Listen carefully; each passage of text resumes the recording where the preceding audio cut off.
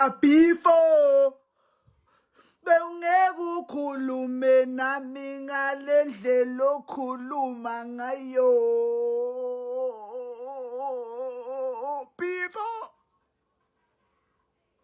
bewungihlonipha. Before bewungeke ukhulume nami ngale ndlela okhuluma ngayo. Before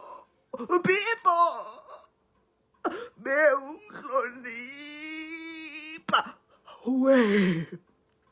Kodwa manje Nkosi yami ngisatshelwa sengiyayixelela. Kanti yini ukuthi umuntu aqamba amanga bakwethu sibadala masinganga ungazodlala. Masutshela omunye nami ngicela uvele ungitshele Thando lami please cela ungibuyisele ngeke ngize ngivume udlale ngebisaya.